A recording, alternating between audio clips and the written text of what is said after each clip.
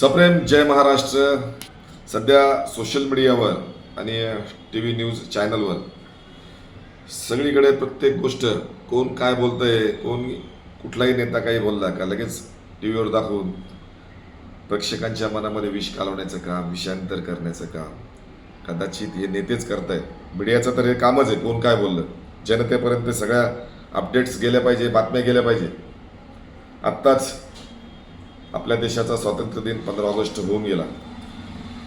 लाल किल्ल्यावरून भाषण करत असताना भारतीय जनता पार्टीचे प्रमुख, आपल्या भारत देशाचे सलग तिसऱ्यांदा होणारे पंतप्रधान नरेंद्रजी मोदी साहेब यांनी बांगलादेशातील बांगलादेशाबद्दल आपलं प्रेम दाखवलं. ठीक आहे, आपला शेजारचा देश आहे, प्रेम दाखवायलाच पाहिजे. पण तिथल्या मुस्लिमांबद्दल मोदी साहेब आपण प्रेम दाखवतात, मग भारतातल्या मुस्लिमांबद्दल आपण का प्रेम दाखवत नाही? का द्वेष भावना करतात? का हिंदू मुस्लिम लावून देण्याचा प्रयत्न करतात? जे आपले विरोधी पक्षनेते राहुलजी गांधी आहेत, ते विरोधी पक्षनेते आहेत, त्यांना तितकाच आपल्या इतका उच्च दर्जाचा त्यांना मंत्रिपदाचा दर्जा असतो. त्यांना आपण 6 नंबर लाईनीमध्ये बसवलं. आणि जेव्हा सोशल मीडियावर ही चर्चा झाली त्यावेळेस आपल्या प्रवक्त्यांनी उत्तर दिलं का अचानक हॉकीची टीम आली म्हणून त्यामुळे 6व्या नंबरला 6 नंबरच्या लाईनमध्ये रांगेत राहुल गांधी यांना बसवलं. हॉकीची टीम 15 ऑगस्टच्या दिवशी लाल किल्ल्यावर फिरत आली होती. शेंगदाणे फुटाणे खायला आले होते. एवढ्या कडक सुरक्षेमध्ये हॉकी टीमचे सगळे खेळाडू येऊन बसतात. पहिल्या लाईनीत, दुसऱ्या लाईनीत, तिसऱ्या लाईनीत, चौथ्या लाईनीत, 5व्या लाईनीत, 6व्या लाईनीमध्ये राहुल गांधीला बसवतात विरोधी पक्षनेत्याला. ही कपटी नीती आपली. आपण कपटी आहात. सगळेच भारतीय जनता पार्टीचे नेते आजचे, ही नवीन भारतीय जनता पार्टी, जुनी नाही. जुनी तर केव्हाच फ्लेक्स बोर्डवरून सुद्धा गायब झालीत. अटलजी गायब झालेत, लालकृष्ण अडवाणीजी गायब झालेत, प्रमोदजी महाजन गायब झालेत, गोपीनाथजी मुंडे गायब झालेत. आज यांच्या वारसदारांना भारतीय जनता पार्टीकडून किती त्रास आहे त्यांच्या जीवाला माहिती. आज जर खरं बघायला गेलं, हा नितेश राणे काय संबंध याचा? कुठला हा नितेश राणे? हा फक्त फडणवीसांचं भुकण्यासाठी ठेवलेलं कुत्र.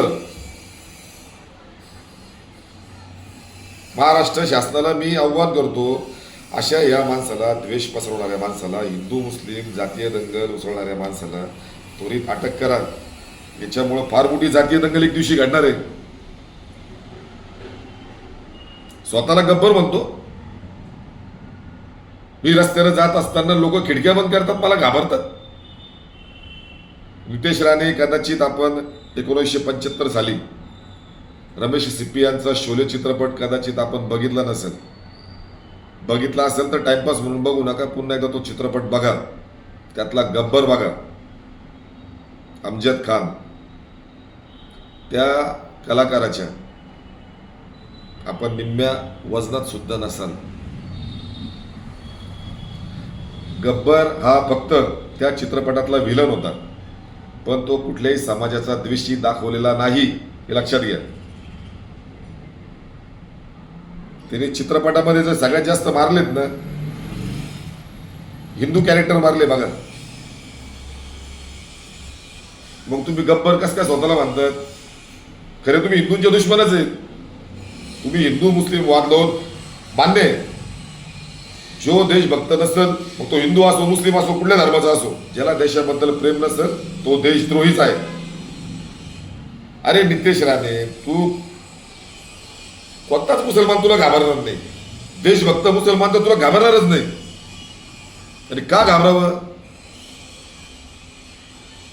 तुझ्यासारख्या विष पसरवणाऱ्या या कुत्र्याला कोणीही मुसलमान या देशाचा भक्त तुला भीक घालणार नाही. आम्ही सगळे एक आहोत. जो देशद्रोही असेल त्याला फासावर नाही, त्याला भारताच्या नागरिकांच्या हातात द्या. आम्ही त्याला भर चौकट ठेचू, त्याला फाशी देऊ.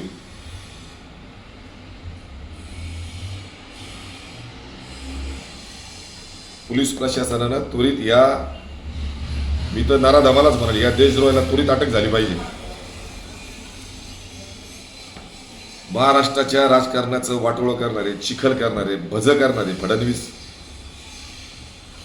तुमच्या पठडीतला आमच्यातून गद्दारी करून गेलेला दीपक केसरकर, सिंधुदुर्गातल्या छत्रपती शिवरायांचं स्मारक कोसळल्यानंतर तो बोलतो अपघात आहे, म्हणतो अपघात, छत्रपती शिवरायांचं स्मारक कोसळणं अपघात आहे. केसरकर साहेब, अपघात नाही हा, शिंदेचा तुमचा भ्रष्टाचार आहे, लक्षात घ्या. अरे किती खाणार तुम्ही?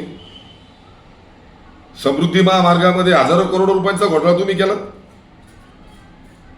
छत्रपती शिवरायांच्या स्मारकामध्ये तुम्ही घोटाळा केला, म्हणून स्मारक पडलं.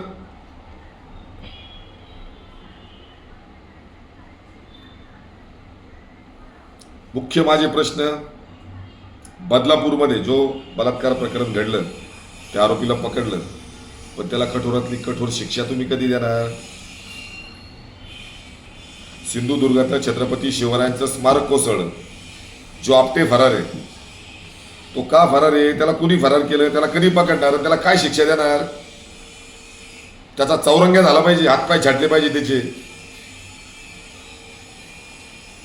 छत्रपती शिवरायांचं स्मारक कोसळलं तर वेगवेगळे उत्तर देतात तुम्ही महायुतीतले नेते. आताच काल परवा पुण्यामध्ये दिवसा ढवळा खून होतोय, एका नगरसेवकाला घुसून त्याला गोळ्या घातल्यात, तरफडत होता म्हणून कोयत्यानी वार करून त्याला ठार केलं. त्याला गृह खातं काय झोपलेलं आहे, पूर्णाच्या पोळ्या खात आहे का? गणपती बसणारे झोपडीचे मोदक केले बायकोनी, ते खातात आपण. दुसरा ढवळ्या खून, लहान मुलींवर बलात्कार, 80 वर्षाच्या म्हाताऱ्या आजीवर बलात्कार.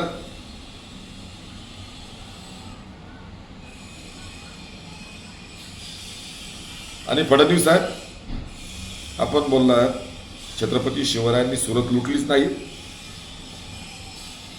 कदाचित एकतर आपला इतिहास कच्चा आहे, नाहीतर सुरत लुटलीच नाही.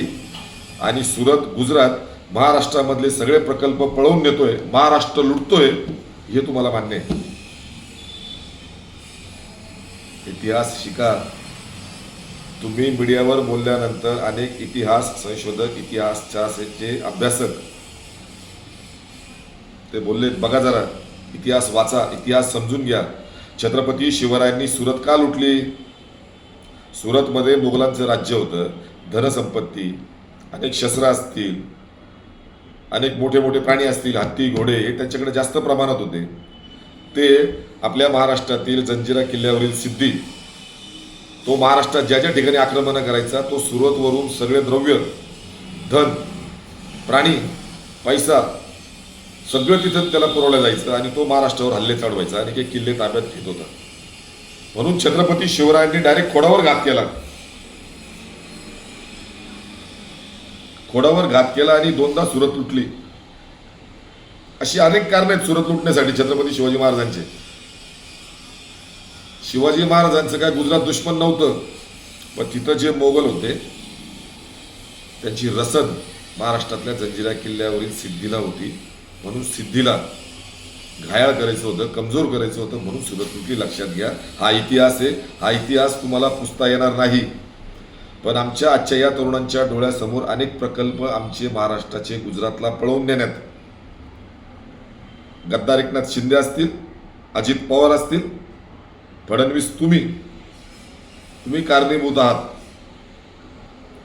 आमच्या तरुणांच्या हाताचा रोजगार काढून घेतला, आमच्या तरुणांना बेरोजगार केलंय तुम्ही, तळतळाट घेतलाय तुम्ही. हा तळतळाट नक्कीच येत्या विधानसभेमध्ये मतदानाच्या रूपातून दिसेल. बलात्कार, खून, दरोडे, छत्रपती शिवरायांचं स्मारक कोसळणं, भ्रष्टाचारांना लपवणं, तो येडा माग राज्यपाल आपला म्हातारा कोश्यारी, छत्रपती शिवरायांबद्दल, डॉक्टर बाबासाहेब आंबेडकरांबद्दल, महात्मा ज्योतिबा फुलेंबद्दल अनेक आव्हानकारक त्यांनी भाष्य केलं, त्याचे पाठीराखण तुम्ही केलात.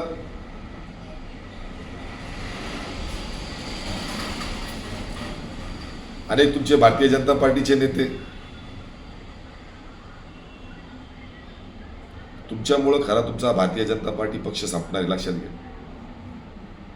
आमच्यासारख्या निष्ठावंत शिवसैनिकाला सुद्धा भारतीय जनता पार्टीबद्दल खूप प्रेम होतं, पण ती भारतीय जनता पार्टी तुमची ही नाही, कपटी लोकांची नाही, क्रूर लोकांची नाही, दृष्ट लोकांची नाही, लबाड लोकांची नाही, फेकू लोकांची तर बिलकुलच आम्हाला आवडत नाही. जी हिंदुत्ववादी होती, हिंदुत्व याचा अर्थ असा भारतातील सर्वच समाजाला समावेशक आपल्या एका तिरंग्याखाली घेऊन आपला देश चालवणं, त्याला खऱ्या अर्थाने हिंदुत्व म्हणतात, असे बाळासाहेब ठाकरे म्हणायचे, अटलजी सुद्धा म्हणायचे.